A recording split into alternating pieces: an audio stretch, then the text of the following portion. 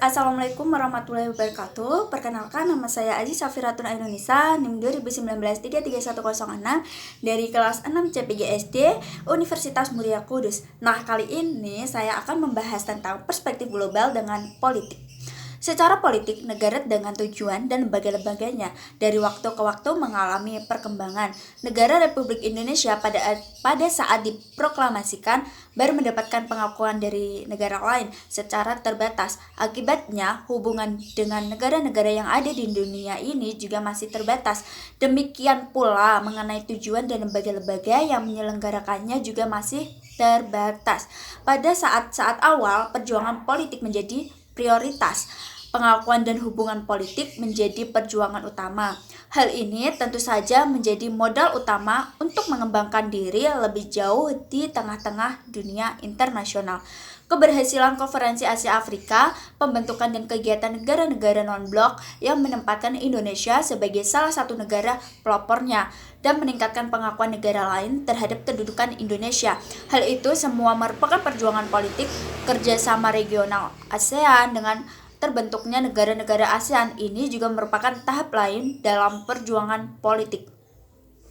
Saat ini Republik Indonesia sudah diperhitungkan negara-negara lain dalam peraturan politik, termasuk negara-negara adik kuasa.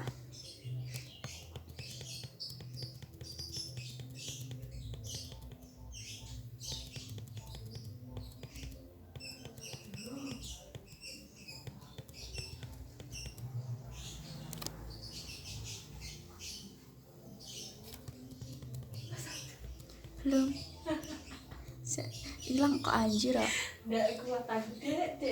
Jadi mau aja, oke. Negara adik kawasan negara adik kuasa di bidang politik lebih membuka jalan kerja sama di bidang ekonomi. Bantuan ekonomi menjadi terbuka. Dewasa ini pembangunan Indonesia lebih meningkatkan pada bidang ekonomi, stabilitas, dan kemajuan politik Indonesia, khususnya politik luar negeri berpengaruh terhadap kondisi politik global. Hal ini dapat kita hayati tentang dampak Konferensi Asia Afrika, pimpinan dan pengaruh Indonesia dalam gerakan non-blok atau GNB terhadap kebangkitan di Afrika dan Amerika Latin atau negara-negara selatan pada umumnya. Kebangkitan negara-negara selatan menumbuhkan perhatian negara-negara utara. Negara-negara yang terakhir ini tidak lagi mengabaikan negara-negara lain. Dalam peranan dan keberhasilan politik, negara Indonesia telah bergenia secara global, baik di negara-negara selatan maupun di negara-negara utara, termasuk negara adik kuasa. Negara Republik Indonesia sebagai warga dunia tidak dapat melepaskan diri pengaruh perkembangan di negara lain, khususnya di negara yang telah maju, lebih lagi di negara-negara adik kuasa. Perkembangan di Uni Soviet, Republik Rakyat II, Jerman, Jepang, dan seterusnya selalu ada pengaruh terhadap kehidupan politik. Isunya politik luar negeri Indonesia, paling tidak Indonesia harus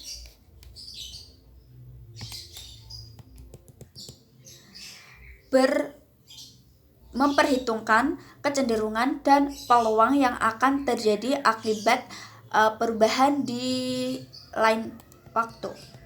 Dalam konsep glasnost atau keterbukaan dan perestroika, pembaruan yang digagaskan menjadi landasan terjadinya pendekatan antar negara adik kuasa, yaitu Uni Soviet dan Amerika Serikat. Gerakan ini menjadi pokok pangkal berakhirnya perang dingin di antara negara-negara yang bersangkutan.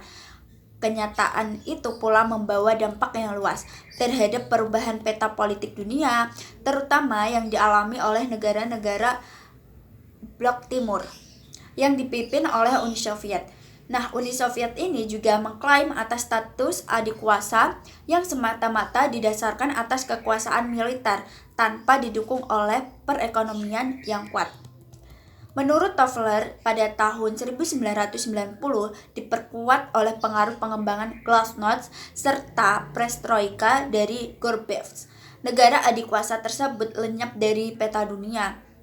Negara adik kuasa yang pecah menjadi negara-negara kecil yang sebagian berdiri sendiri dan tetap menjalin federasi dengan Rusia. Sampai saat ini pergolakan di bekas suatu pembelajaran berharga yang dapat disimak dari perubahan drastis Uni Soviet jadi negara-negara kecil yang berdiri sendiri tanpa persiapan dan kesiapan yang baik. Stabilitas serta ketahanan negaranya belum tercipta.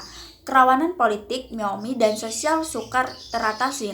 Sampai saat ini, suasana kerawanan tersebut masih jadi suasana dan kondisi psikologis yang sangat negatif. Dan itu juga sangat membekas pada sebagian masyarakat yang ada di Uni Soviet, terutama mereka yang lanjut usia.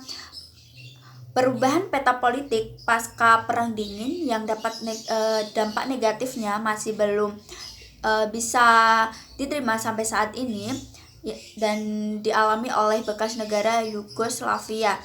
Ketegangan antar etnis yang ada.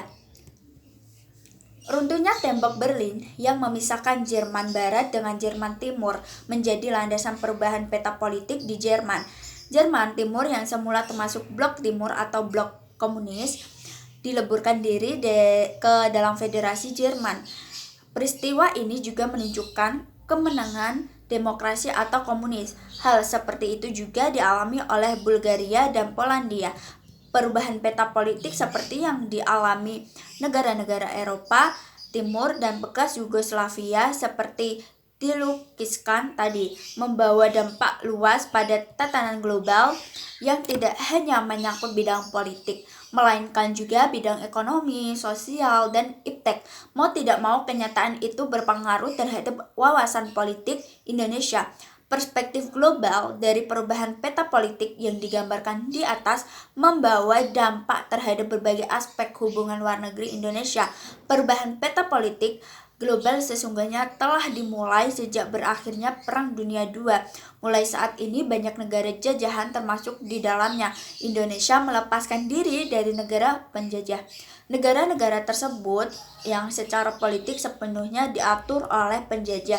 Setelah berakhirnya Perang Dunia Kedua, tersebut dituntut untuk mengatur politiknya sendiri.